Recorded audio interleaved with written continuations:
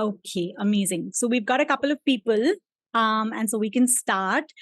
Thank you so much for being here. I'm really excited about the webinar today. I felt like, in my own work with consultations, I think a couple of different multi-dog households were coming up. And so it just felt like a good idea to get together, with an interested group of people and talk about what it means really to manage a multi-dog household. This webinar is obviously getting recorded, so I will share the recording with everyone later today, latest by tomorrow, so you'll have that to refer to. I sort of want to approach this very conversationally. I don't have slides per se to sort of share. I did have a couple of, pointers that I wanted to talk about and just bring awareness on. But I do want to keep it as conversational as possible. So again, I think, you can use the chat box to sort of type in your questions, type in your insights, type in your observations. That's always helpful. You can also just, use the raise hand option in the reactions window there, right at the below of your screen, and raise your hand. And then if you want to share something, then you can do that. So we want to keep it as conversational and easy as possible. And again, the idea is really for us to, I think, learn from collective experience here, because I understand that most of us are multi-dog households or are transitioning to multi-dog households. And so there's a lot of learning in this group right here. So I think I wanted to start really by, I think, talking about what are some foundations really to multi-dog households, right?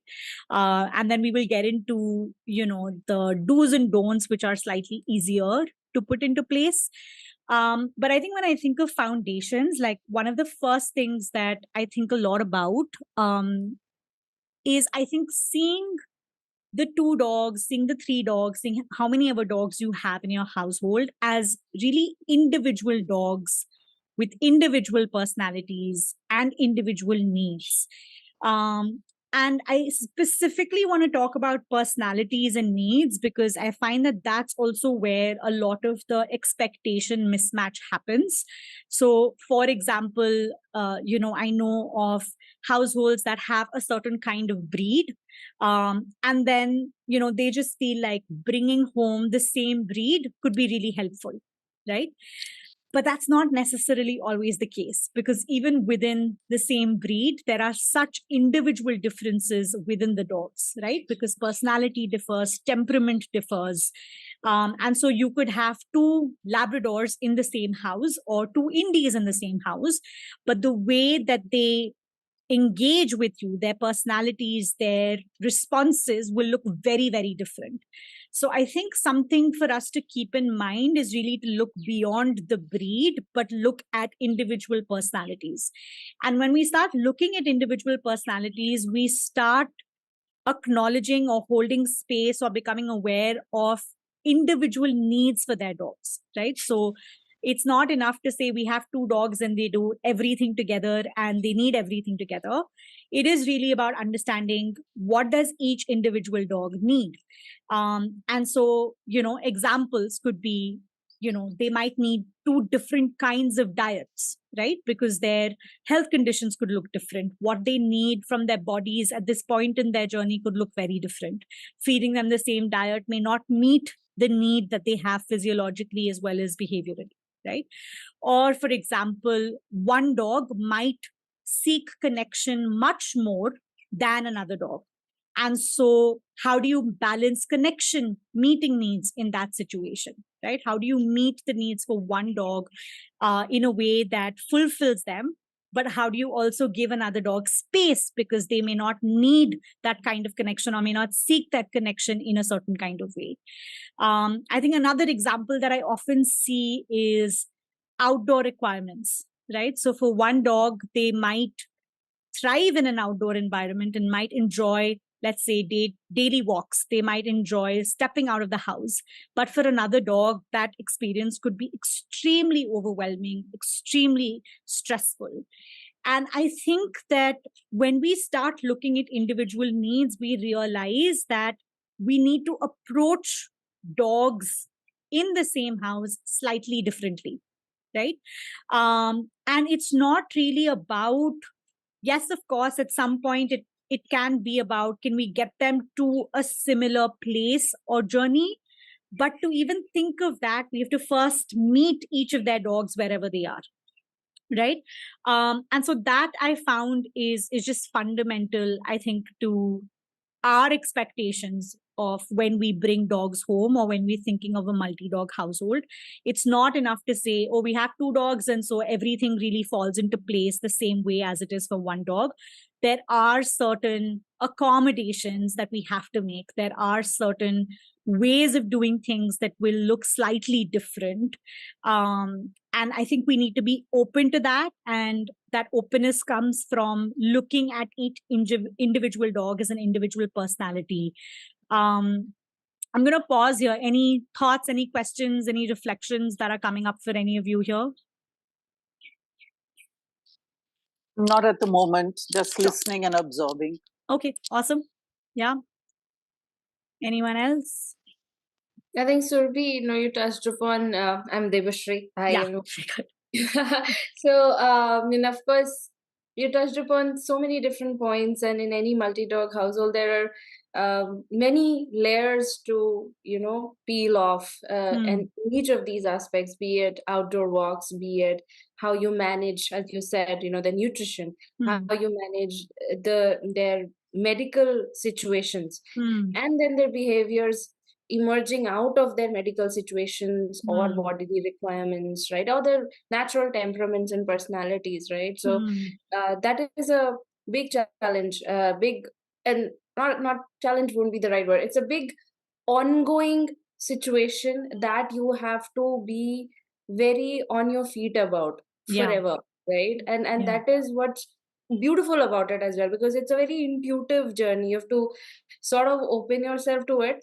But I think, right now, I would let the conversation go, because there's a lot, that many such beautiful examples to share. But I will let you lead probably where you want to take this, and maybe as you reach a certain point, we can talk about relevant examples. Yeah. Sure. Thanks so much, Debashri. And I really appreciate that. I think that that's important, right? To acknowledge that based on the dogs that we have, it can be challenging, but it can also be really insightful and beautiful.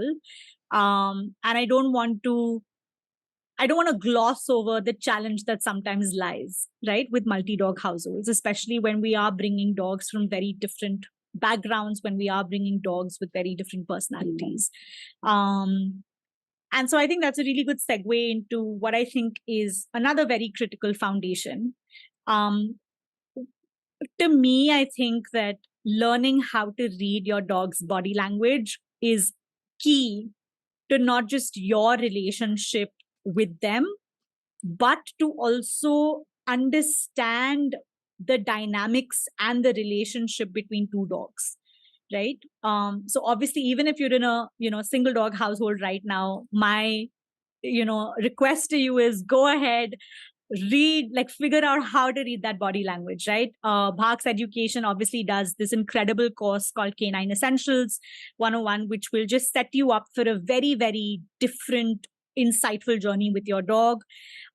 You can also pick up On Talking Terms with Dogs, Calming Signals by Ture Drugas. I know that some of you have started reading that as well.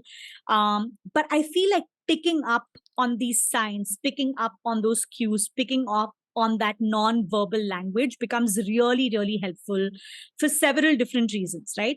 I think one is to understand that transition. So when we have a single dog in the household, they are obviously not likely to engage in certain behaviors or certain communication that are very species appropriate, right? Because they don't have a conspecific to engage with.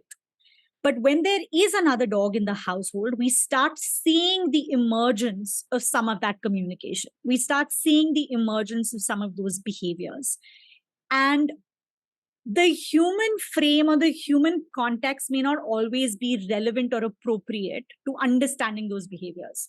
So I think when we are able to understand body language, when we are able to understand how do dogs communicate with each other, we're able to contextualize some of that behavior much better.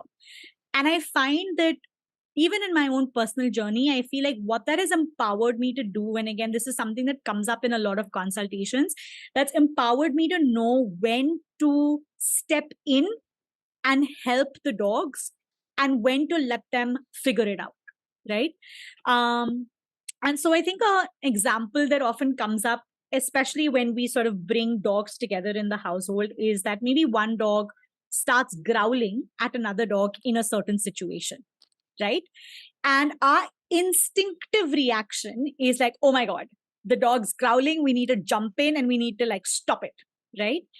But that growling is communication between the two dogs, right? And when we're able to understand that and see the context in which that communication is playing out, we're also allowing ourselves to open ourselves essentially to seeing how dogs are communicating with each other and how they're figuring it out together. And I feel like that's so critical. And so I think that body language becomes very important. Devashi, I see a hand up. Just give me 1 second. I'm just going to wrap the last piece of the point. I think the other thing that I think about is, and I've seen this in my own experience, I feel like when dogs are living together and they're figuring things out together and they're communicating with each other, honestly, like I want to be in on that party, right? Like I want to know what's happening, right? I want to know what are they saying to each other?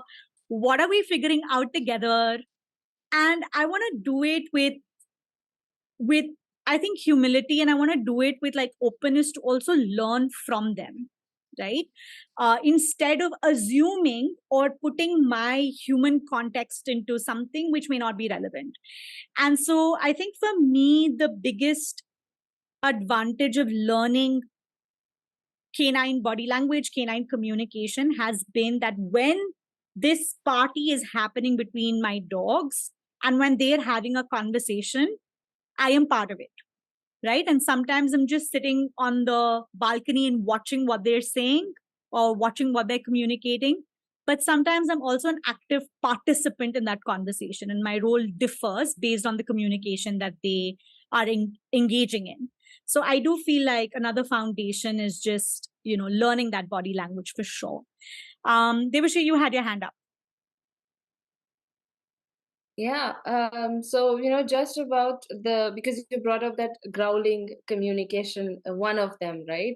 So just wanted to share one example of that I observe in my home.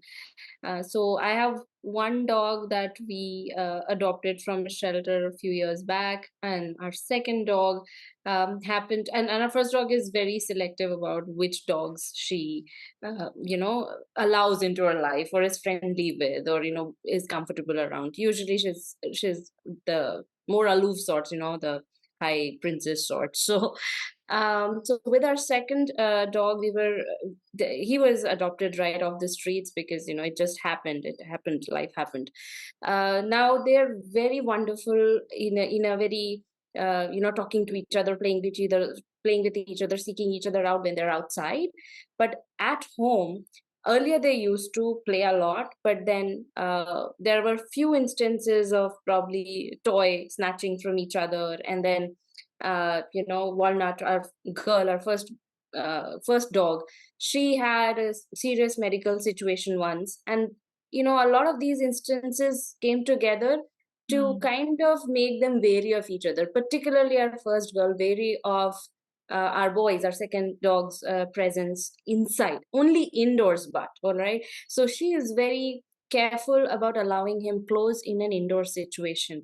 It took us not months, years, for her to get better gradually, for her mental space to be able to allow him closer. So in the initial few instances, it was very vocal growling, very you if you wouldn't know them, you would almost feel scared that this might escalate, right? So but we you have to, in a way, we learned that okay, this is that's when we went into Bhaks also. We had to decode a lot of what was happening.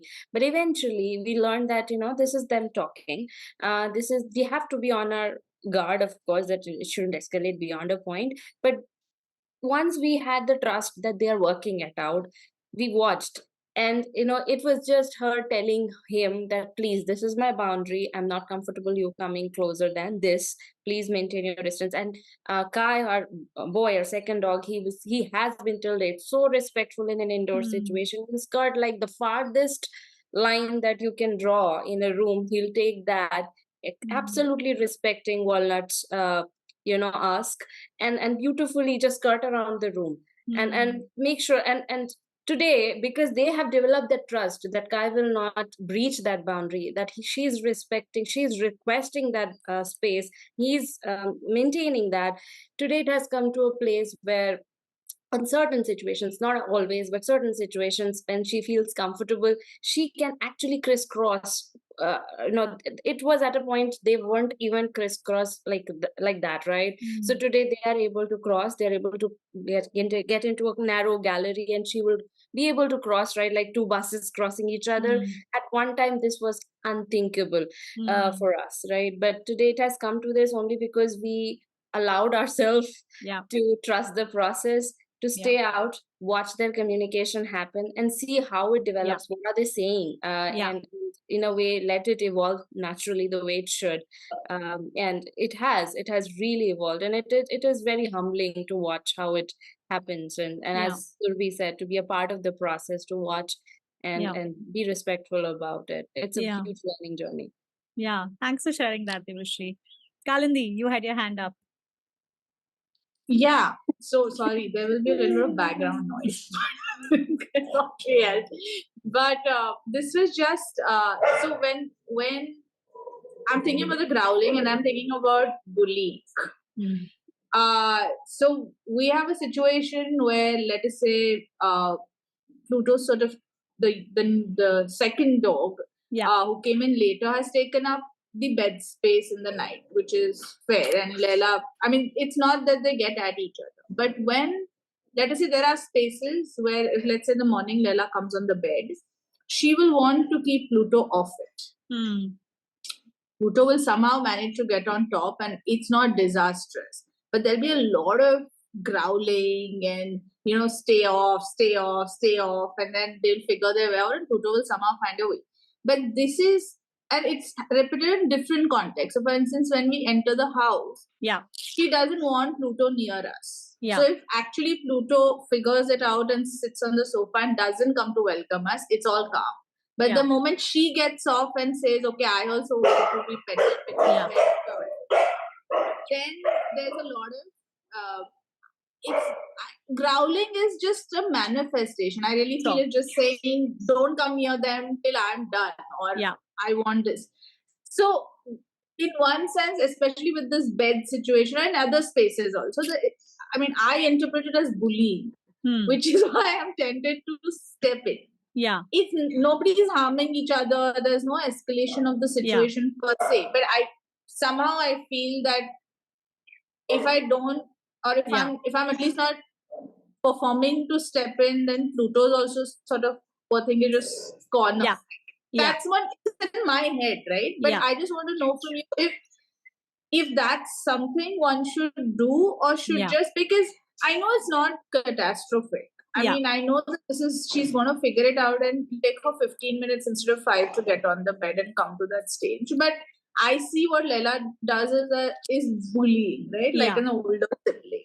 Same like when we enter the house, I mean, even though if there's no halal, even if I come and not challenge you, there is this, you've come and I want to be petted. And then, but only me, don't get near her. She shouldn't you till I'm okay with it.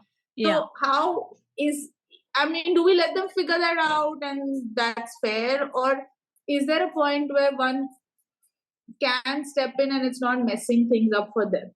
Yeah, absolutely. That's a great one, because I do feel like, again, I think there are some of these situations that require a little bit of that nuance to know how much do you let go and when do you step in, right? And I'm going to talk a little bit more about management when I get into like the do's and the don'ts, because I do talk about like shared spaces and doorways and tight corners and stuff like that. So just hold on till then. And in case that still doesn't answer your question, then we can always connect one-on-one as well, if time is not enough. But I will come to that for sure. I think the other foundation that I wanted to very quickly talk about is, this is a really simple one, I feel. I think when people bring home dogs together, there is this expectation or this hope that their dogs will do everything together, right? And I think often what happens is we end up like creating unintentionally, like forcing interactions or forcing time together.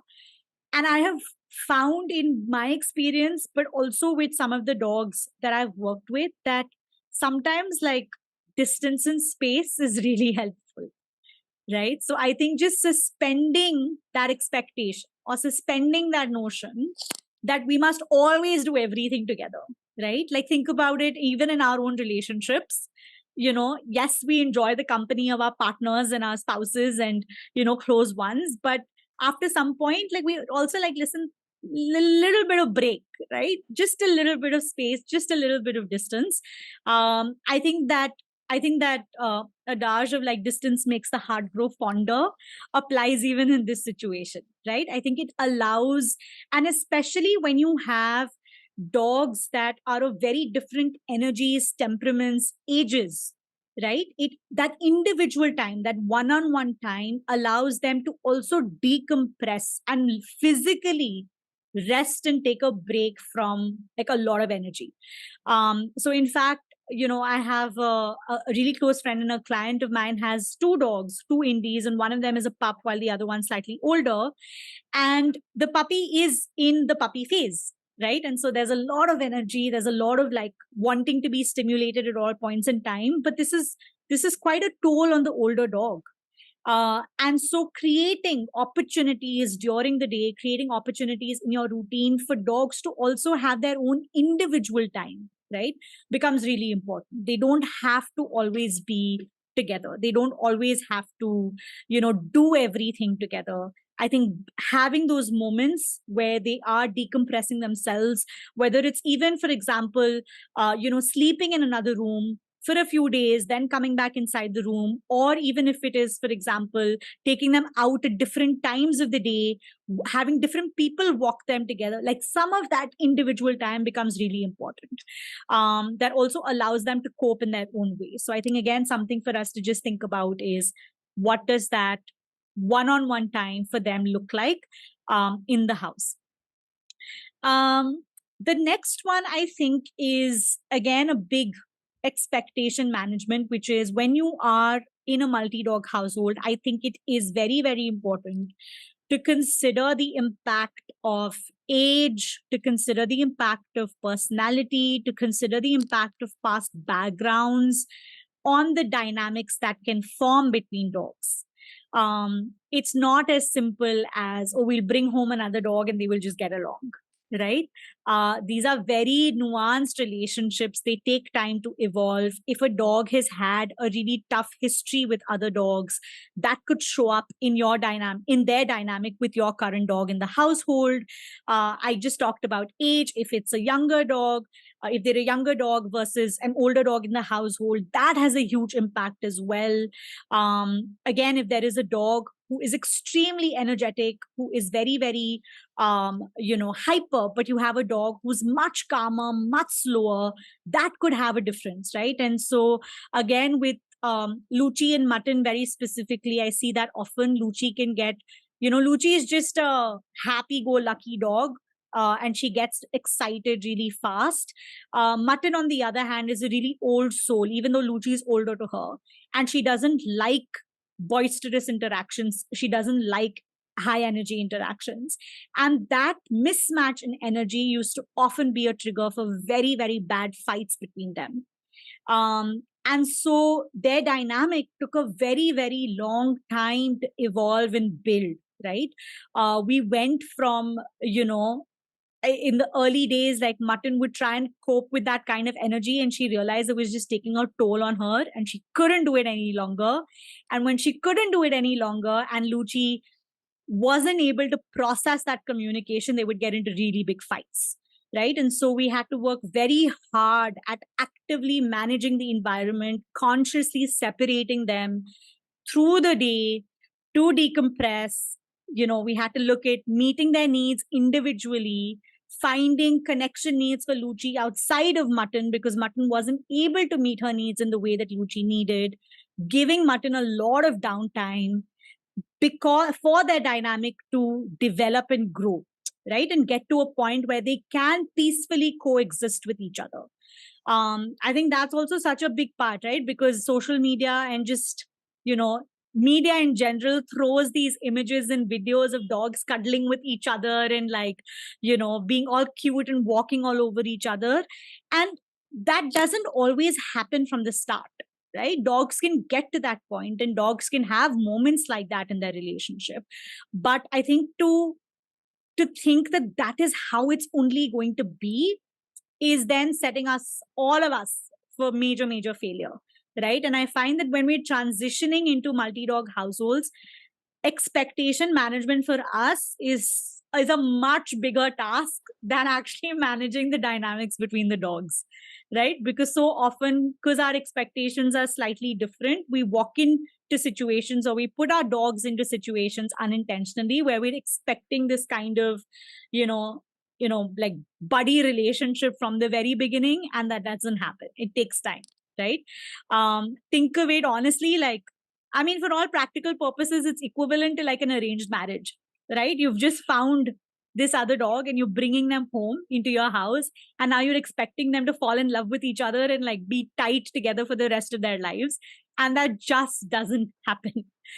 It takes time and it takes effort. And yes, there is a component of us facilitating that for sure and making sure that we're setting them up for success. But there is also such a big component of them figuring that dynamic out and figuring out what works for each other, right? And so we have to hold space for that dog-to-dog interaction and communication as well. I'm going to pause here. Any thoughts, any questions on what I've shared so far?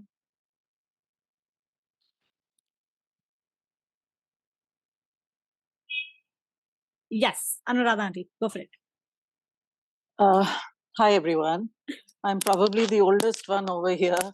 I haven't had a dog with me for 40 years. And I have my own, and I do have most of the year my daughter's when she's traveling. And Surabhi will kill me, but I am about to get another one from the shelter where I'm working. So it's really zoomed into a multi-dog household. And so you were talking about expectations and all. That is always a hope one has that things will work out. But I'm actually quite nervous. Yeah. I'm quite wary, and I, try and listen to a lot of what you say and listen to what a lot of what other people say to at least know what to expect and how to approach it when I do bring this dog home in the coming week. Because the ages are all my own dog, my first adoption, she's only 3.5 and she's a retriever, but I don't think she's grown up at all since she's come to me, because she's full of energy and she's full of zeal and enthusiasm. My daughter's dog, who stays with us often, is 9 years old. She's much calmer and she's another kind of a soul altogether. So we knows Raisin really well. And this child that I'm about to adopt, he is about 7 or 8 years old. I don't know him very much, but I don't know. I just had a kind like a soul connection with him. And it was just taken for granted that he'll come home. So just in terms of things to prep for in my body language, I mean, let's leave the others at home aside, because this is mostly about me and everybody will take their cue from me. I know that. So just, I mean, we also need a body language which the dog will understand, feel. My own dog Maya will, sort of get a feel of when I do bring, this child home. So just like, am I thinking on the right track? Am I going the right way? Yeah, I think, again, I know that you and I are also chatting separately about it. So, that will be obviously... we will do that. That will be a more detailed conversation. But I'd love to hear from the group also. Like, I think just like helpful tips. What has been helpful in your context as you have brought home another dog with an existing dog at home? That's the only reason why I brought it up, actually. Just to hear everybody's experience and share that. Yeah, we could do like a quick shout out, because I know that we can like really launch into a very detailed conversation, but we also have time to keep in mind. So maybe like a quick shout out, and then, we can add details to it at a later point as well. Kritika, I think you recently brought home another dog, right? Is she here? Okay. Surbhi, can I go? This is Yes, Jita. go for it. Yeah. Okay. Yeah. So actually, for me, when I got Happy home, the biggest thing, of course, I have to say is Happy was rescued by Deboshri. So for me, the hand holding that I got in the initial period is, I guess not everybody would have it. So, that is something like I'm so glad that it happened that way, because I wouldn't have been able to do it otherwise. The stuff that I think, some of it you've already addressed, like not having that, like an expectation from day one, that, the dogs have to get along very well. I think as Anuradha was mentioning, I need to do a lot of things and everyone is going to take cues from me, including the dogs, because at that point in time, I think it's confusing to both the dogs. The dog who's already at home, their routine is kind of, now there's suddenly this new member, and is he also kind of coming on the bed with me? Is this happening? And the new dog, now it depends on the personality. Like Happy's personality was such that he didn't get onto a single piece of furniture until I invited him, which for me was shocking. Like I have never seen that. So I know that Happy wanted to, like, he didn't come on the bed. And for me, the anxiety was, this baby, he's been in a foster, he's been with Bella. And now here my Cookie doesn't want to cuddle. She doesn't want to do all of that. So, I had to invite him. Now, the thing is that your actions can go both ways, okay? Maybe that's the apt action to take at the time. Maybe it's not. For instance, I do realize that sometimes in the night, Happy would go off into the other room. And for me, that was like, he is not feeling comfortable. I need to get him on the bed. But I've realized it's an evolving journey, Surbhi, and we've had our ups and downs. So it's 10 months since we are a multi-dog household. And like off late, Happy has started going in the middle of the night. He'll either go and sleep on the other bed with my son, or he may go and sleep by himself in the drawing room.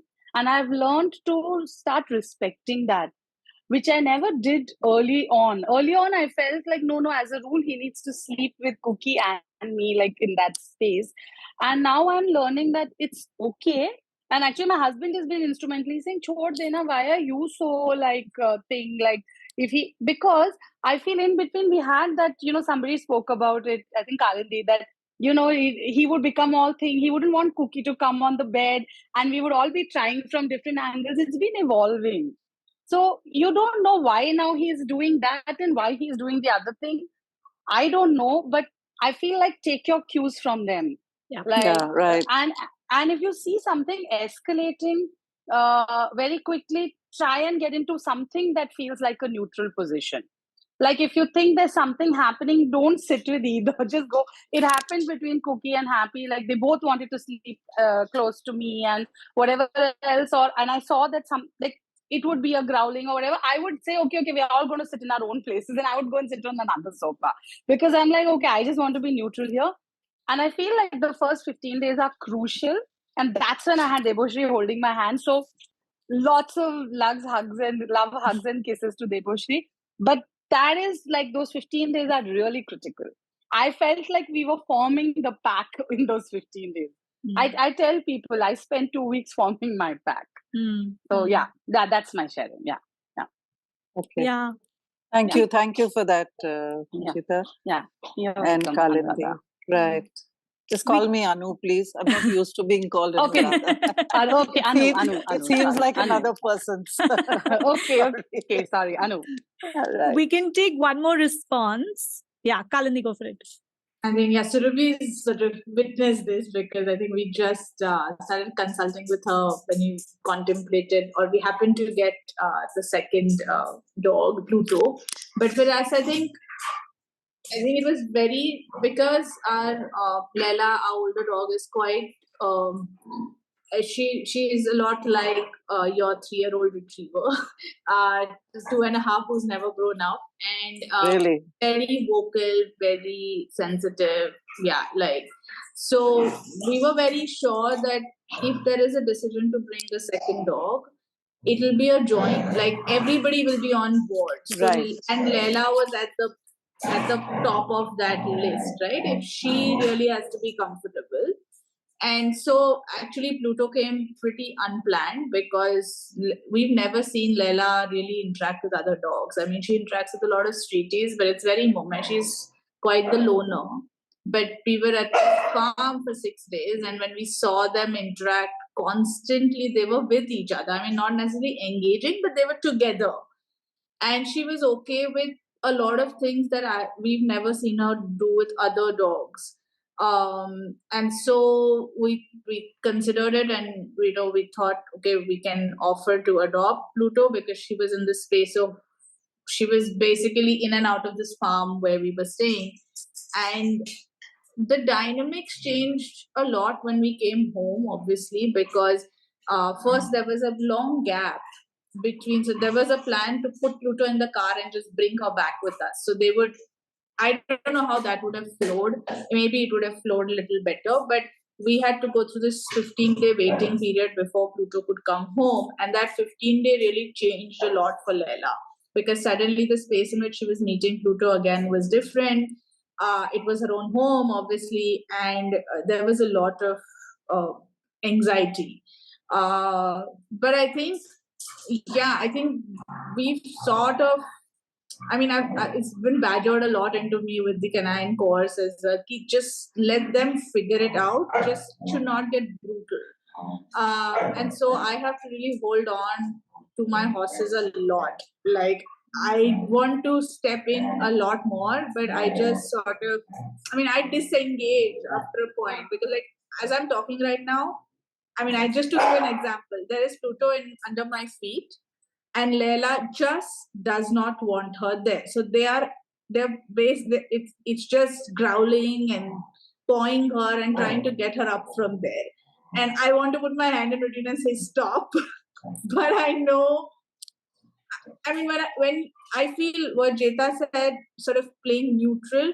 When you step in, it's human, I guess, that you tend to take a side. I don't know if they really even understand that, or if I don't know how it is interpreted by them. So I think when we got Pluto, it was really a joint decision, and that was on top of our radar because we had been told by trainers that you can't bring a second dog. I mean, we'd been told off by everybody, whoever it said, with a dog like Leila, you can't bring a second dog. So when we see where we are today, we are quite happy. But it was very counterintuitive for all the people who advised us. Yeah. Thank you for that. It's a bit scary. I'm actually quite scared. Quite. It's natural. But I guess that's natural. It's very natural. Yeah.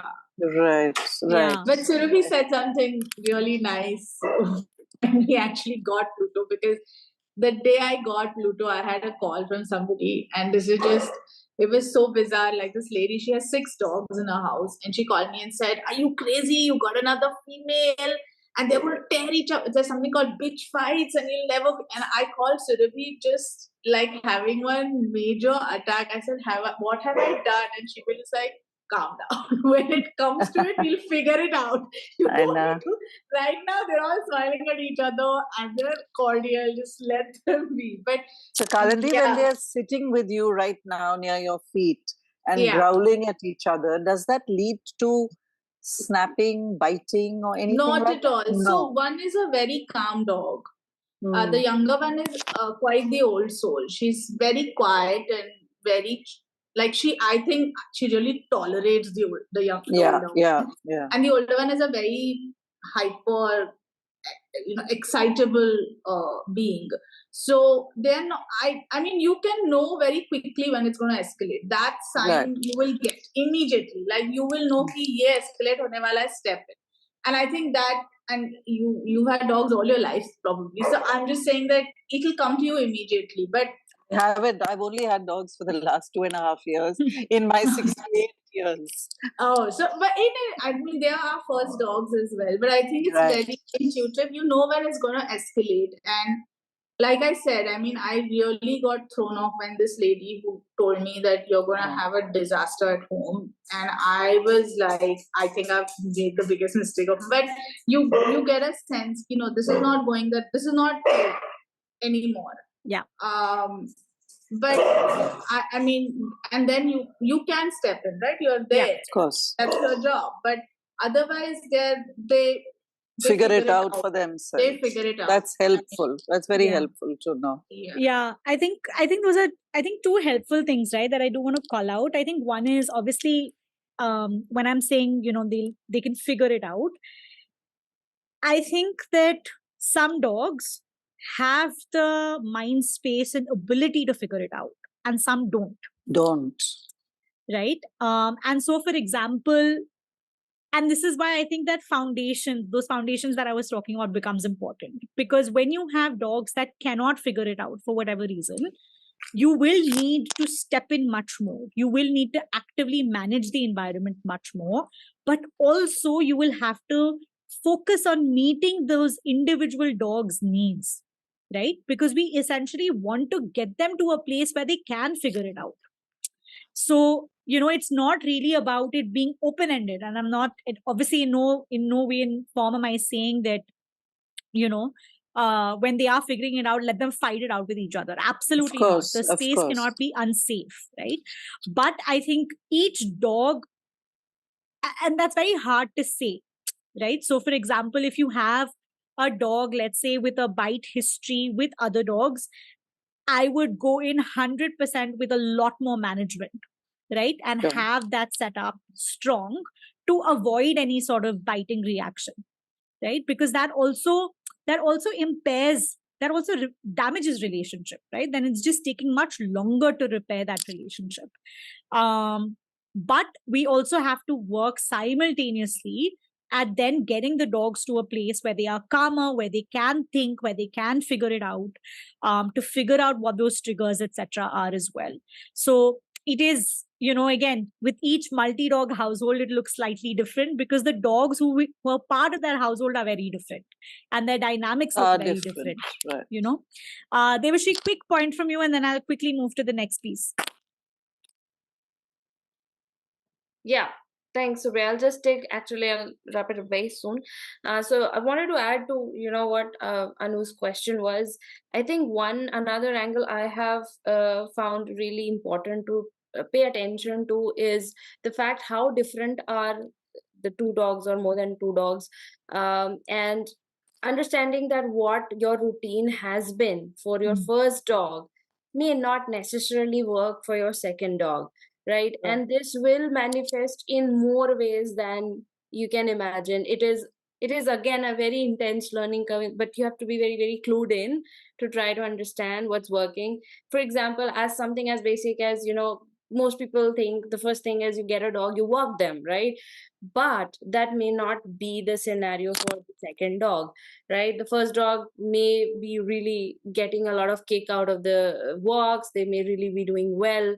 But the second dog, in our case, one of our dogs, we learned that they are getting too thrown off by just the fact of going out and taking the lift downstairs.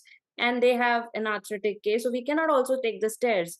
What happens is that we've had to learn to, it's okay to not go out every day with her, not take her out, right? So finding a very different balance, that is, again, I'm sure, Surbhi may be already planning to touch upon these aspects, but because you asked, Anuradha, I think, I wanted to call this out, because again, this is another aspect, because it again can add to the anxiety, add to the, the damaged relationships, Sure. as we said, right? If they are all high strung, if they are in an anxiety prone mental state, because maybe we are trying to have the same scenario for both of them, from a good intention, of course, but inadvertently we are ending up straining their mental states further.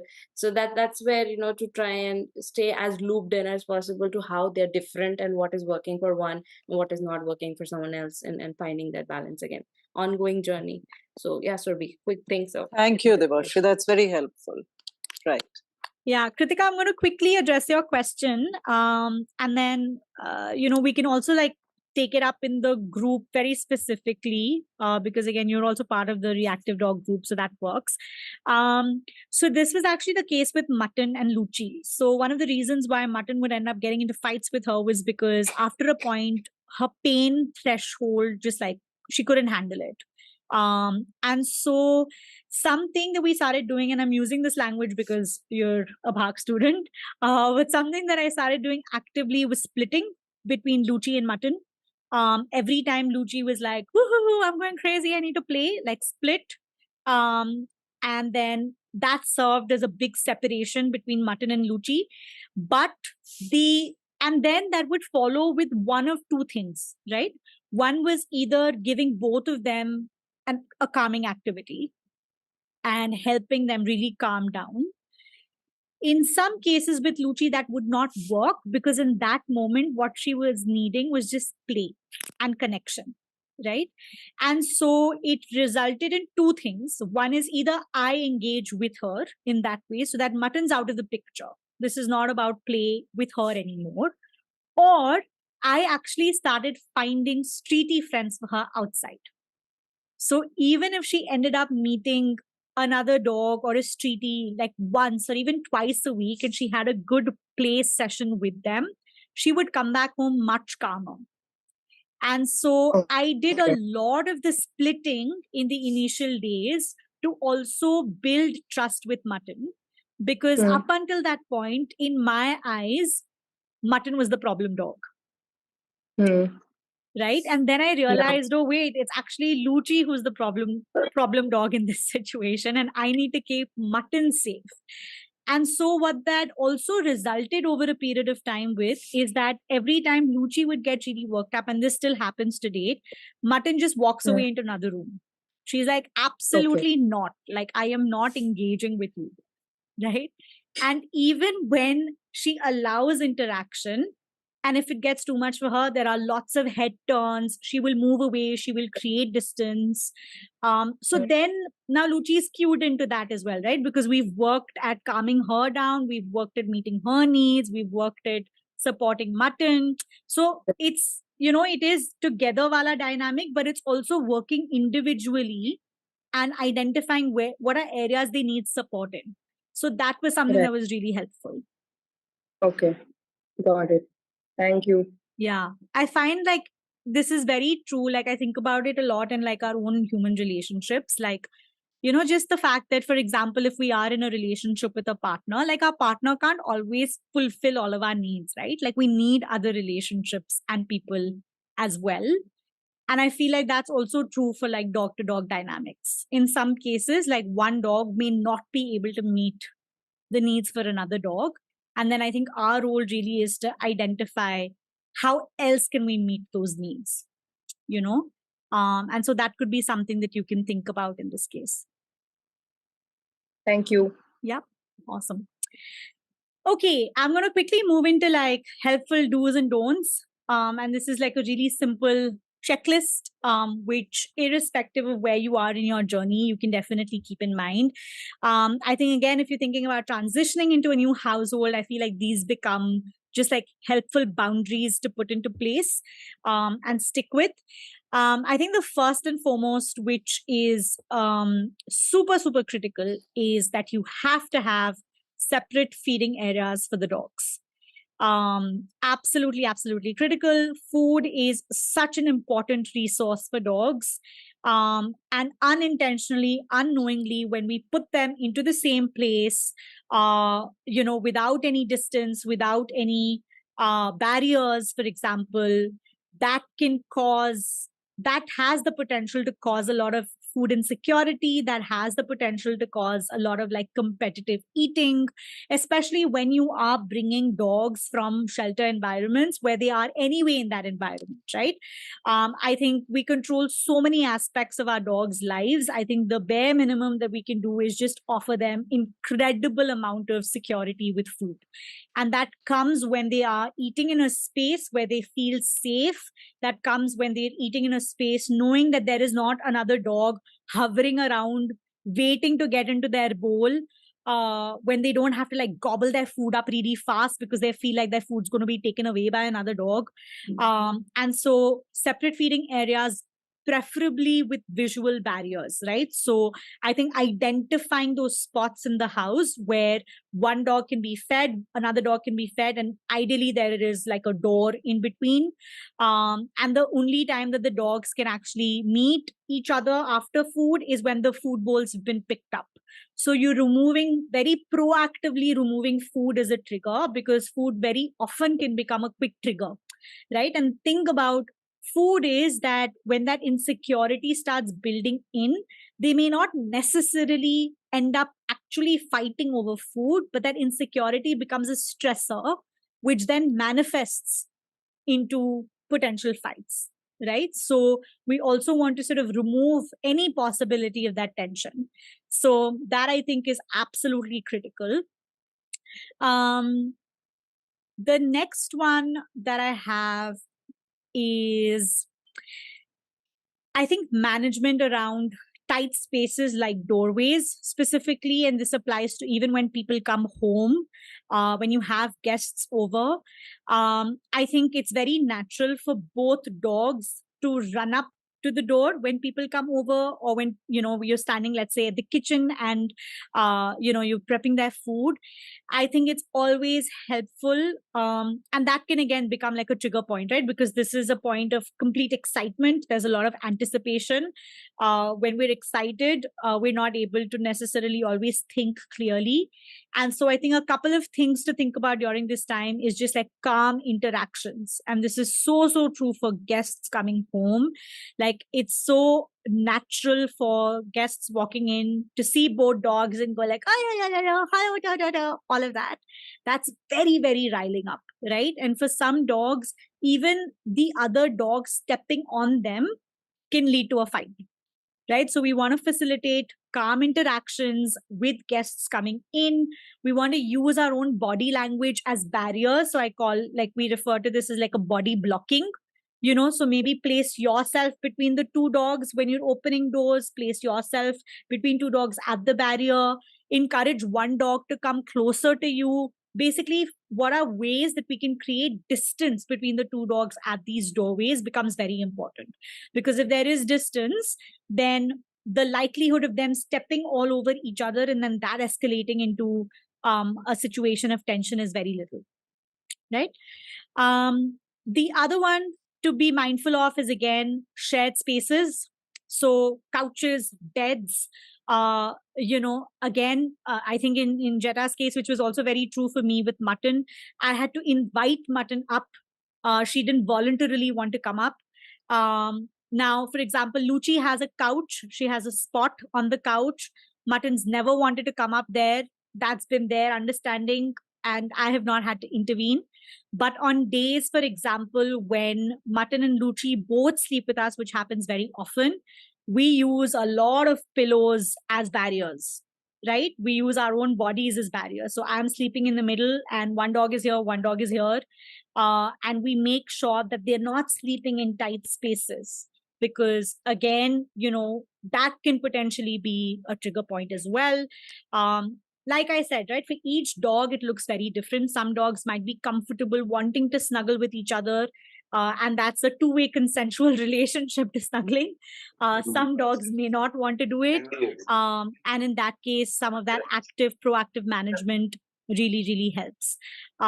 So that's something to consider. I think that it becomes tricky when we invite one dog to come over and not the other dog, because then in that sense, the other dog might want to feel closer, feel connected. So I wouldn't do that.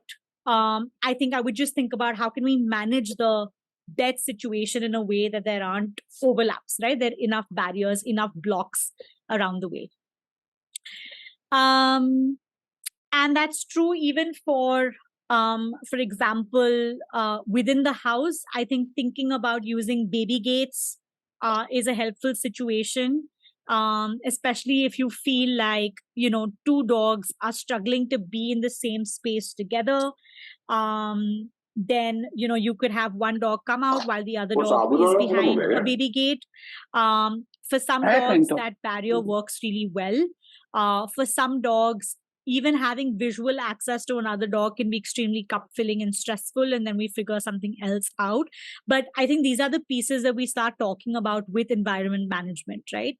And each of those will look very different in the context of your dogs as well.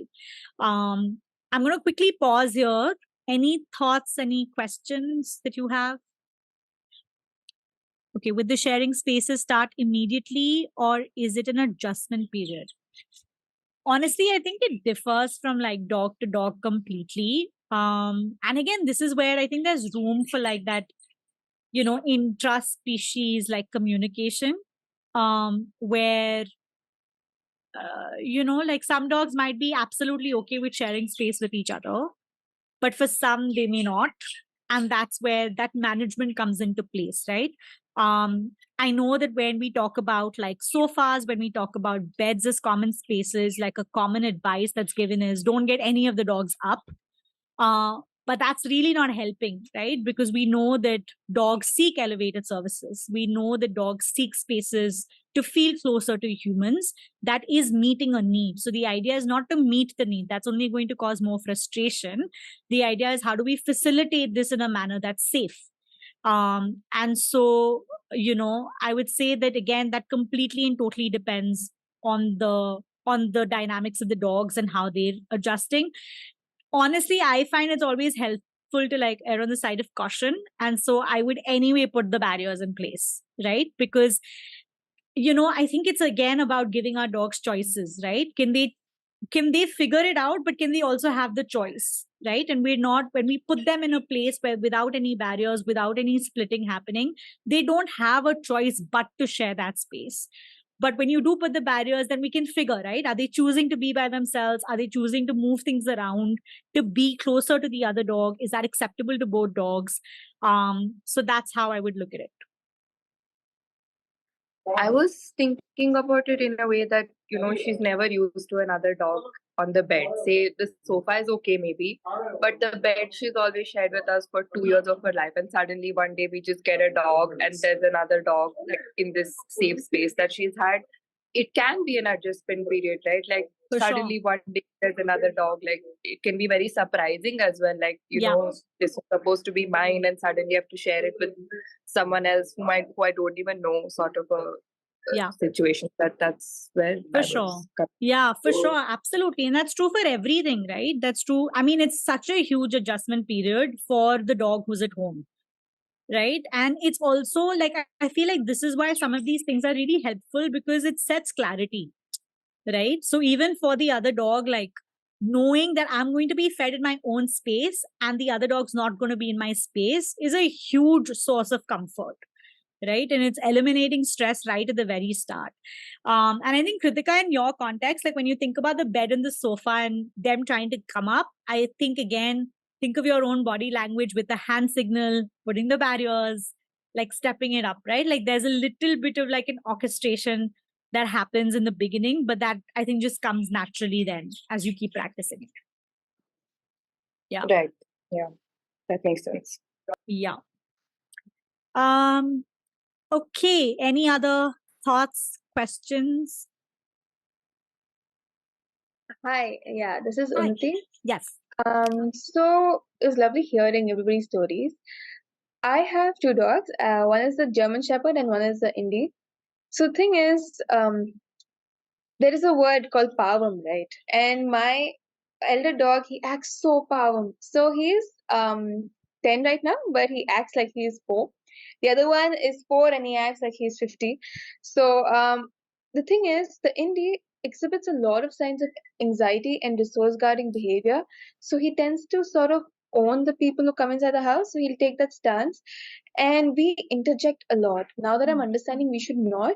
But it's just the conversation doesn't seem to be a very nice one between Joey and Mojo. And we even have to act like an actual barrier to help Mojo get to like the water bowl. Joey has just taken over all the spaces in the house, and I hate to say this, but it's at some point we do tend to sort of criminalize Joey. I mean, like, oh, he's like, I think Kalindi said, right? He's bullying Mojo, and it's funny to say, but it's not really nice for Mojo who's suffering with atopic dermatitis. So I just sort of understand that right now their relationship is not great, and Joey's gone to the stage where he's automatically snarling, and he's going at Mojo and he's biting. So how to sort of initiate that conversation and get it back to a not so bad point? Distancing, we can try, but it's also like suddenly there's a mentality that this is Mojo's home. If he wants to go to the water bowl, he should be able to get to the water bowl. So Joey, be quiet. But that's not really working for us. So I would love to hear. I think a lot of you have success stories as well.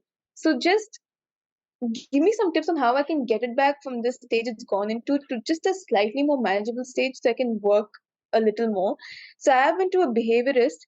We tried a couple of things, but it's sort of, it's just not working to a certain degree, right? It's a lot of energy that has to be put in, and all of us work at home. And it's just like, we really don't know. We need a little easier solution because it's handling both these dogs, both their issues. So please take over. Yeah, thanks so much for sharing, Unnati. I'm going to quickly jump in only because of the interest of time. And then, I know that you're in the group as well. So I think that we can, definitely pick up the conversation there also. I think there are a couple of things to think about, right? I think one is, I think with the Indie who is struggling with anxiety and resource guarding, I feel like that needs to be addressed as well, right? So it is addressing individual problem behaviors along with the dynamic with the dogs. I think the other thing to think about is, I think that a house like this can 100% benefit with very active management on separating the dogs as much as possible with barriers, with gates around, and with a lot of reassurance and communication to both dogs extensively, right? Again, I'm not going to be able to give you detailed answers in this because this is very complex. And so a consultation is a much better space to do it. But I do want to touch a little bit upon, I think one thing that you said, right? We're looking for easy solutions. I think that, again, I don't have context to the solutions that you have gotten in the past, but I think that's really where the expectation management also comes in, right? This is complex. This is going to take time, and it's going to take a lot of effort on your part, right? And the thing is that there is no way of saying how much time it's going to take, right? In some cases, for example, we've had to literally separate the dogs from the house, which meant that one human was with one dog in another house and one human was with one dog in another house. And we've had to facilitate meetings with the two dogs again, right? And so depending on the complexity of the case, depending on the nuances that come up, solutions could look very, very different. I was in fact recently talking to somebody who's been living separately from a husband for the last 3 months because their two dogs kept getting into fights, right? And we've just very recently started like a reintegration process. But sometimes that's what is required in a situation. I'm not saying that that's what's required in your situation because I don't have the full picture. But I think that when we get into I think we need to accept that it's going to take time. And we're going to have to figure out lots of things together to get to a point where the dogs can tolerate each other. To me, I don't think in this, especially when dogs are biting at each other, I think obviously the first step in the approach really is to remove stressors, to separate them, remove any opportunity for biting to happen whatsoever, put in whatever we need to do in terms of management, meet their individual needs 100%, because sometimes the stress is also developing because of unmet needs. So meet those needs for sure. Build safety, build reassurance, build trust, but also set expectations of what reconciliation could look like. And reconciliation in some cases does not look like friendly exchanges. Reconciliation in some cases looks like we will tolerate each other and we will just coexist peacefully with each other, but we will not necessarily be happily around each other. You know what that means? Right. So I think those are some of the nuances that a call is very hard to address on. I know, but I had just two questions and something I can work on at least till I meet you, which is that one is, I hope it's also helpful for other people in this group. It's not just, but one is, if the dog is resource guarding a single person and there's nothing at the other dog who's coming close to them, should the person move away? And should we do something where the person, if they're the stressor, if you're calling them the stressor, should they physically move away so the dog follows them and, a fight is, sort of averted? And the second thing is, if we are if you said extensively sort of reassuring both dogs, but the only thing is, if I'm reassuring the dog who's, sort of attacking the other dog, is it somewhere reinforcing that something like this is okay? He should be, it's okay for him to go and snarl at the other dog? No, so I would look at a lot of your own body language in this situation, right? So when a dog's attacking another dog, or when you feel like a dog is getting ready to lunge at another dog, there is no reassurance there. That time it's just about safety. It's just about literally separating the dogs, right? I think when I'm talking about reassurance, I'm talking about using body language in situations of potential guarding when you are seeing stress signs go up. Overall, in general, like adopting reassurance is a way of communication with your dogs. And again, we talk about using hand signals, for example, which is a separate conversation. Towards that, right? But when you are seeing a situation where you feel like this is going to escalate into a fight, or you're going to anticipate an attack, that is not time for reassurance. That is time for separation and safety, right? And so even if that means that you have to pick up another dog and go into another room to allow that safety, then that is what it is. I think in terms of the body blocking, in terms of the resource guarding, again, I do think that, in the initial stages, this does require a group effort, because you will need someone else to come and split. And when I say split, it means essentially act as a barrier between the other dog and you and this dog, and help move this other dog to another space as you sort of, reassure your dog who is guarding you. Have people switch positions potentially, and then you meet the other dog. So it again has to be slightly curated. But I won't be able to give you details, because I need to see something play out to know what exactly is happening. Yeah. But it's effort. For sure. Got it. Thanks. Yeah. Okay, we are 10 minutes over time. I am going to wrap up now. But again, if you have questions, I think a lot of us share the same reactive dog support group. So I think feel free to share insights, thoughts in those as well, and we can pick up conversations from there. But I hope that this was helpful. I was hoping for it to just be like a starting point, really, to get us thinking about a couple of things. And I hope that was what you got. Thank you so much for attending. We'll do another webinar very soon, and I'll share details for that as well at a later point. Yeah. Thank you, everyone. This was very nice. Much. Yep. Lovely to hear everything. Thank you, and everyone. everyone. Bye. Thank you. Bye. Bye.